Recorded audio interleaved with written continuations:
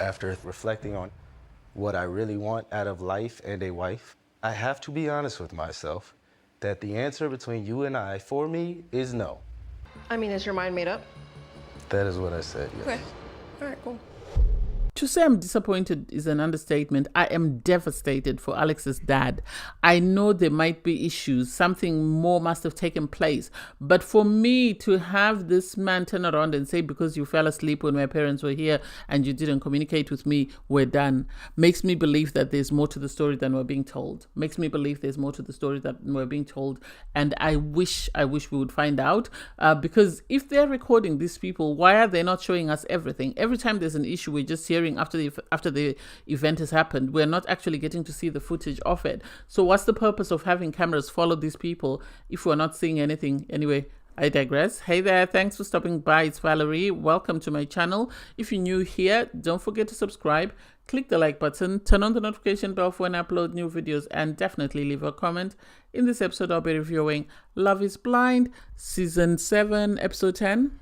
So you have, Hannah and Nick D, they're taking their engagement pictures. What do I think? I really don't think they should be that wasting time like that, because I don't see them saying yes and actually lasting, because it's too... Nick D is too laid back and Hannah is too controlling, is too anal about stuff. So I don't know how they can navigate that into a relationship long term, because Hannah is going to get exhausted from constantly having to pull Nick D's weight, and Nick D is going to constantly be exhausted from being told what he's doing wrong and what he needs to do right, and being told what to do, when to do it, and how to do it. So I don't know whether I see them as a couple long term. Do I think it was a good idea to take the pictures? I don't know. If that's what works for them, hey. But for me, I think they have bigger problems. Their communication, their wants, their needs, their goals, that's what they should be focused on before they start focusing on taking pictures and everything else. So Ramses and Marissa is the next day, and it seems Marissa refused, whether she refused to be cuddled or whether she refused to have sex. Something happened after the conversation about sex, and so now Ramses is in his feelings. He knows he's upset her. She is upset. She doesn't want to discuss it on camera, but he's trying to be a good guy on camera. That's the impression that I get. He's a walking red flag. He really is. I said this when they were in the pods, when she didn't choose the guy I thought she should have chosen, that this man is not it for her. He lacks compassion, he lacks empathy, he's too regimented in his way of thinking. Yes, I understand, but still it's a bit too much for her. So he's trying to say that, he's not upset that she didn't say she wanted to have sex, but he felt sort of neglected. And she's saying, I'm PMSing, I'm at that time of the month, I just cannot be bothered to be touched by anyone. I just want to be left alone. And he's saying, well, in those moments I sort of feel like I've been abandoned. And it's like, seriously, buddy, if only you knew the hassle women go through. If only you knew. I remember someone put up a post that a woman is 4 different people every month. So you need to learn to adjust and adapt to those 4 different people every month. Because I don't get why he feels so aggrieved. First off, he went on this tangent about wanting to have sex with her without a condom. Now he's going on about, when I want you to be good and ready. I put this on Marissa's door because when she asked him his star signs and he told her, she got excited because she thought, their physical intimacy would be amazing. So she didn't care about anything else. And she left the guy she had a proper connection with because she was ecstatic about this sex life. She didn't realize that maybe this person might be just focused on that, and that's it. Maybe that's all he's good at. And so now she's in this situation whereby she's realizing that she's made a mistake and this is all this man wants and nothing else. She doesn't know what to do with herself. She can't go back and say, oh no, let's stop. Oh me, why are you doing this? Because she chose it. She chose it. That was priority to her. That's why she chose to accept this man's proposal. She has to deal with it. Him continuing to cuddle her and whatever after she told him, give me space, doesn't make sense. It doesn't make sense. He lacks the ability or the emotional intelligence to understand that this person just wants to be left alone. Leave her alone to just relax and just be before you come in and you start touching and doing all the other things. No, he doesn't realize that. He doesn't see that. And this is why they're in the situation where they're at. I wish she says no. I want her to say no. I think at this point, I don't even know who will say yes on wedding day. I think maybe Gareth and Tyler. Everybody else, it looks like it's going to be a no. Wow. I loved Alex meeting Tim's family. His mom and dad were there. They really seemed very caring and very emotional and very concerned about their son's well-being, because they sort of let it be known that, they don't take marriage lightly. Yes, they understand the process. They appreciate the process of Love is Blind, the fact that you go in the pods and you meet your person and you go through this whole thing. But at the same time, they want to make sure that just because you've met on Love is Blind and you're going through the process, you're doing it for the right reasons. Alex, I loved that she was able to explain herself and tell them that the reason why I didn't sort of want to tell my family or my dad that I was engaged is because I take marriage very seriously, and I wanted Alex to have the opportunity to ask my dad for my hand in marriage and get his permission first before I let him know that, this is where we are. And so it seems very cute. It seems very emotional. I like that you took his parents outside to have a conversation with them, to sort of let them know where he stands and how he feels about this woman and how committed he is to the process. I don't know. We'll see. I was expecting to see Alex cooking or doing something, like Tim was doing when Alex's family came. I don't know whether that's why he took his family outside. I don't know. So they continued this conversation between Ashley A and Tyler. And for me, I don't even see the point. Because he's not being truthful. That's the problem. Tyler's not being truthful because he's asked, do the children know about you? Do they know what you look like? And he says no. But this is not what the streets of TikTok have been saying.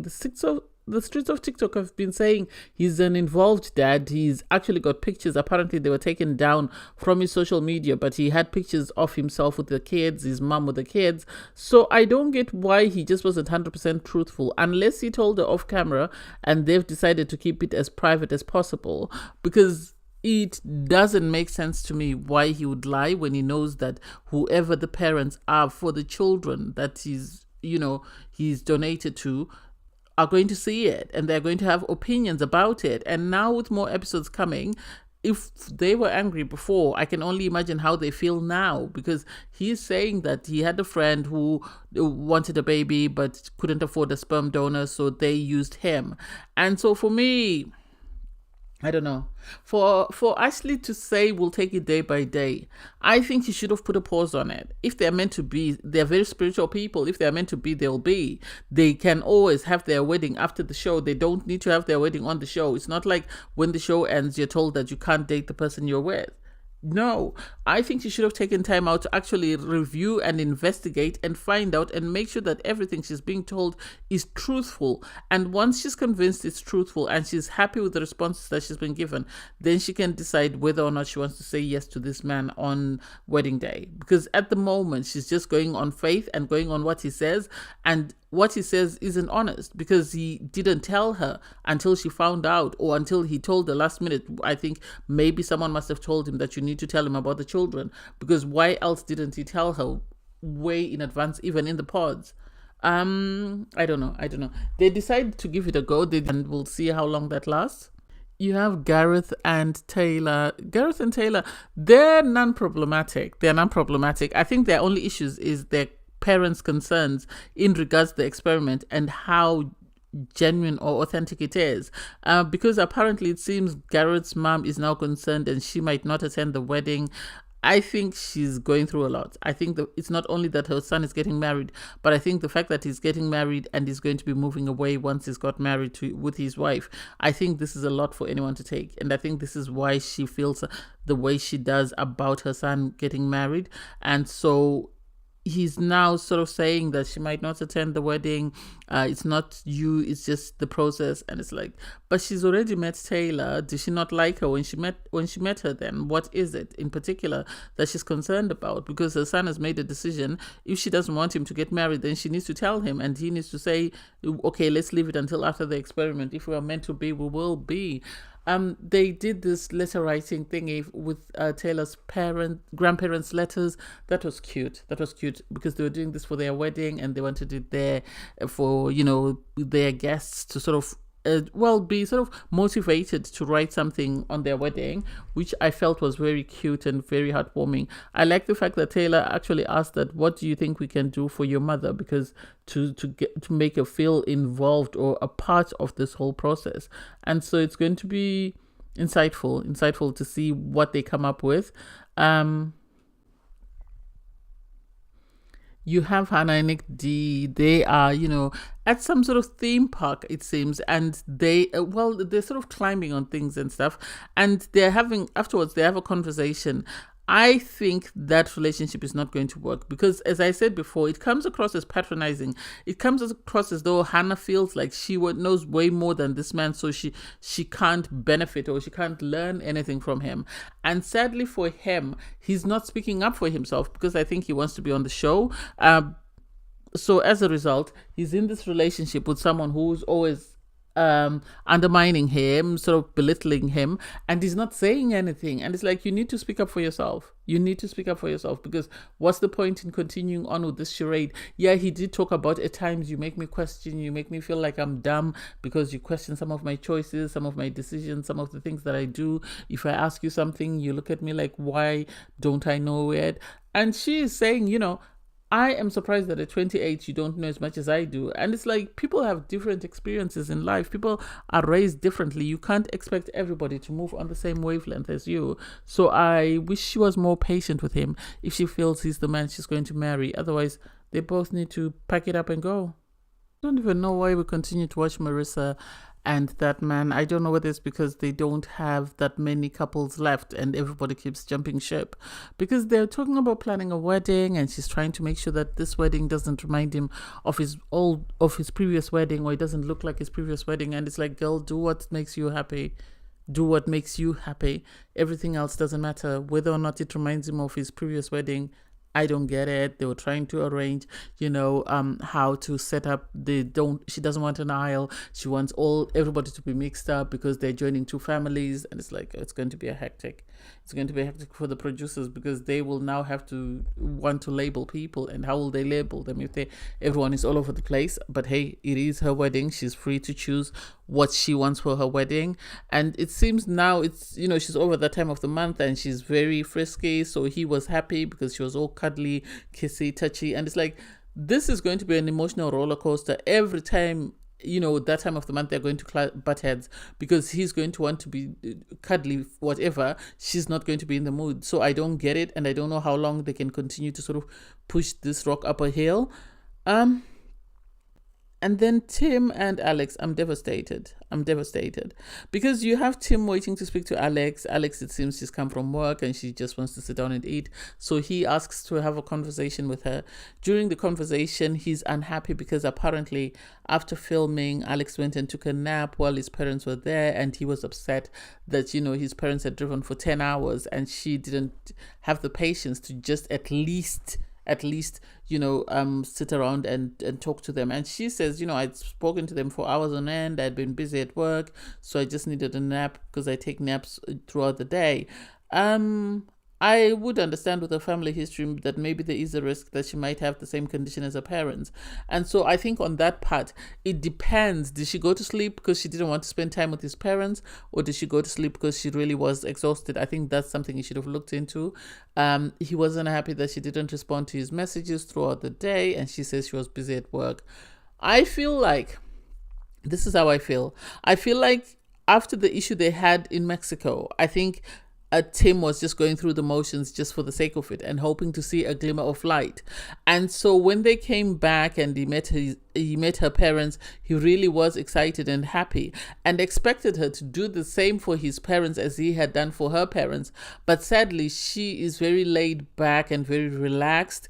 And because of that, I don't think she put in as much effort as he did.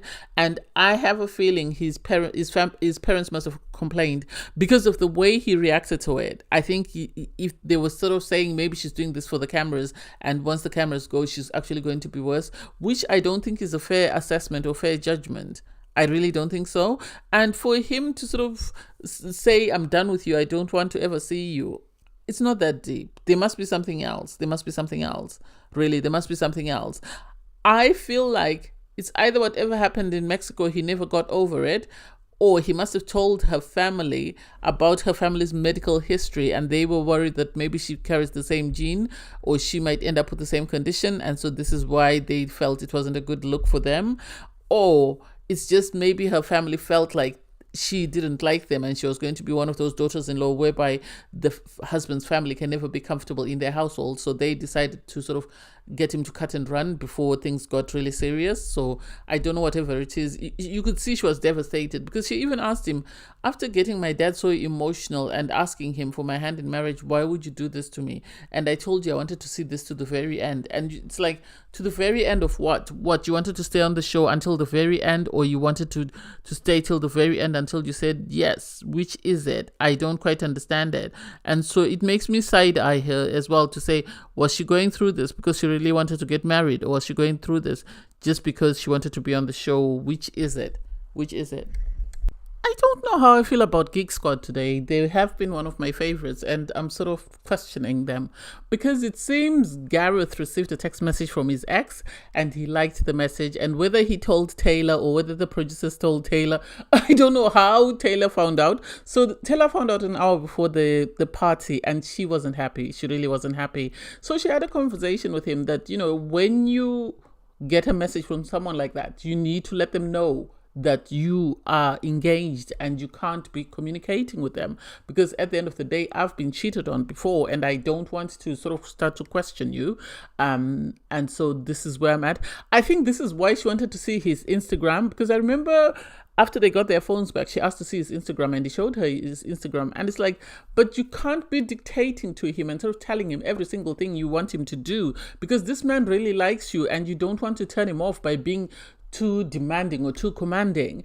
They agree, and then she's upset, he's upset that she's upset, and so they agree to disagree and they go in.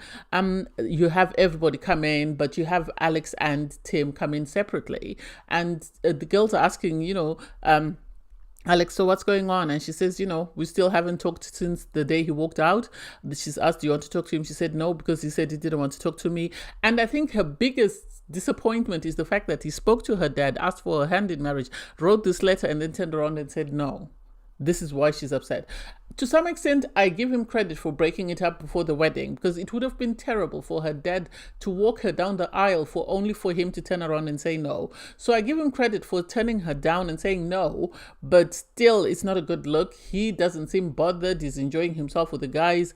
And then you have people start to come in, because the producers always have this mixer so that people meet the people that they were speaking to in the pods. That's my opinion.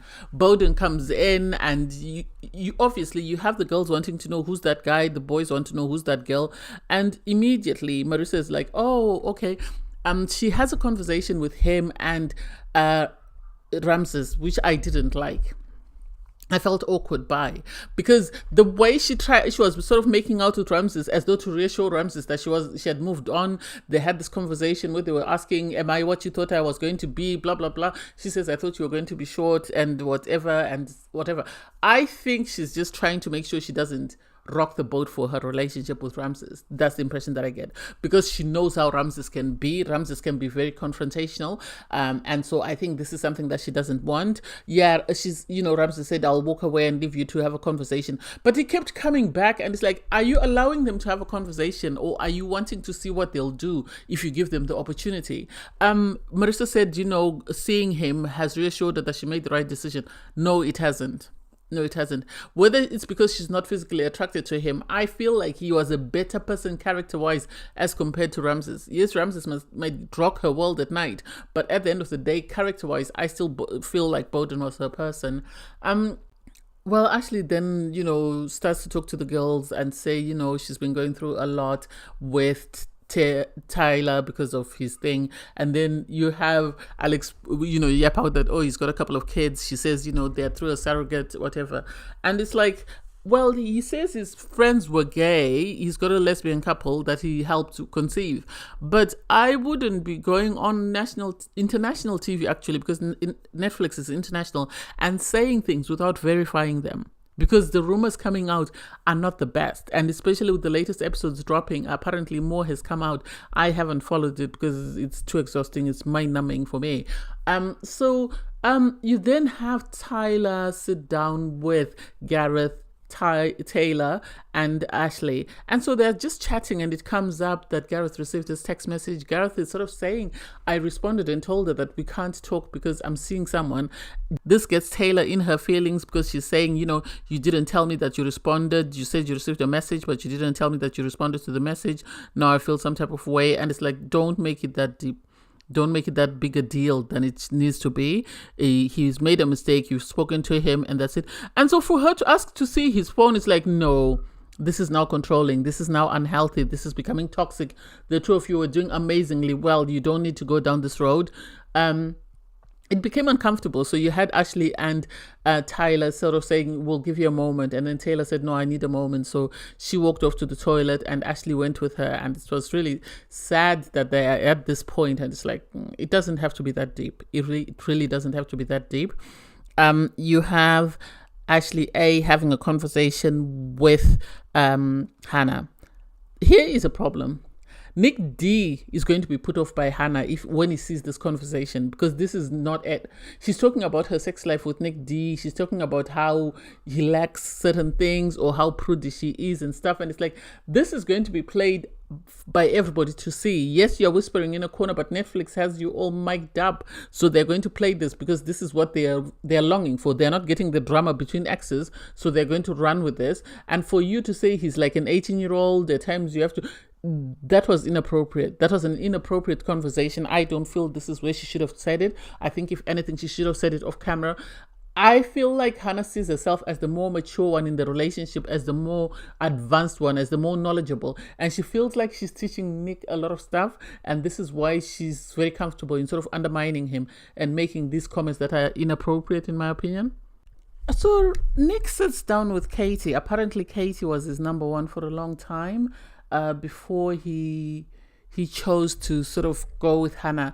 It seems they were number one for each other for 3 days, and then Katie changed her mind, because I think all the girls were turned off by Nicky D and his flirting and his charming ways, and they just thought he was a player. And so none of them wanted to give him a chance. And so it seems Hannah is the only one who decided to give him a chance and sort of see how far they could take this thing. And so now that they're at this mixer, he sits down for a conversation with Katie because, everybody wants closure because they've been talking to this person, and so they want closure, and the producers obviously are pushing to see if they can create any drama. I like the fact that although they had a conversation, Nicky D made it clear that he wasn't saying he wants to go back to her. He was just saying that, it was nice seeing her. She's someone he communicated with in the pods, so it was nice having a conversation with her and seeing where they were. It was nice for him to sort of learn or discuss where... It was more or less like him getting a progress review.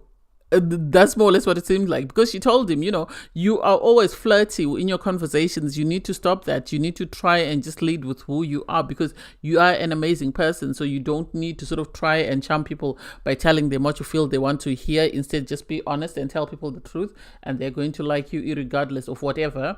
So he then had this conversation with her, and Hannah was panicking at some point because she thought, the conversation was inappropriate. She felt like Katie was flirting because Katie kept telling everyone that Nick was very good looking, and it's like, yeah, maybe that's inappropriate. That's inappropriate in my opinion. So I don't know how that's going to play out. But Nick didn't leave any room for any sort of misunderstanding whereby it could be sort of misconstrued that he's trying to get back to her. He told her, you're an amazing girl, and I hope whoever you end up with values you for who you are. I like the fact that she acknowledged that he has grown as a person from the man he was in the pod. So being with Hannah has been good for him, regardless of how she's always dragging him. I think even if they don't say yes on wedding day, I think being with Hannah has been very enlightening for him, because he's a different man from the man he was when he first met her. He's a different man from the man he was when he proposed to her. So Hannah has really developed him and helped him grow. And I hope he takes that and it motivates him to be the best version of himself. And then you have Gareth and Taylor. I'm questioning now, why is this such a big deal now? Call me a cynic, but I'm very curious. We never heard of Gareth speaking to his exes. He's always been squeaky clean all along. And suddenly, the day before they're meant to go and see Taylor's family, there is this sort of mix-up whereby it's revealed that he's had a conversation or he's had some sort of communication with his ex. And Taylor is very upset and she doesn't see a way forward. She doesn't know whether she's going to be able to sort of introduce him to her family. And so for me, the cynic in me thinks that her parents have refused. They've agreed to meet Gareth, but they've refused to be filmed during the meeting. That's the impression that I get. And because of that, I have a feeling this is why they're coming up with the story whereby they're going to end up saying, no, we can't go. We can't go and meet my parents because I'm very upset and I'm very disappointed. Because it's come out of left fields and I don't understand how suddenly it's such a big deal whereby you have Taylor sitting there and crying. It makes me believe that maybe her parents don't want to be filmed and the producers are pushing for the parents to be filmed. And so you have Taylor and Gareth trying to come up with a way that her parents don't come up on camera. That's the impression that I get. I might be wrong. In the next episode, they might turn up and they might have a sit down, because she's saying that I wanted you to meet my parents if I was 100% convinced about you. But now I'm not 100% convinced because you lied in front of Ashley and Tyler. So I am not convinced that you're telling the truth. And it's like, how long can this carry on? Because you're always going to have problems in your marriage. There's always going to be issues. If you don't trust him, then there's no need for you to continue. I like that he told her that, if you want to say no and if you don't want us to progress, that's fine. Yes, I will get to a point of understanding. I might not understand today, but I'll get to a point of understanding at some point, which is what they've always said to each other, that we need to give each other room to say no. So I hope they're able to overcome this, and I hope they're able to meet her family before they get to the wedding. That way he knows where he stands. I don't know. Anyway, we'll see what happens in the next episode. Thanks guys for watching. Please don't forget to like, share, comment and subscribe, and click the link in my video to watch my review from episode 9. Bye guys.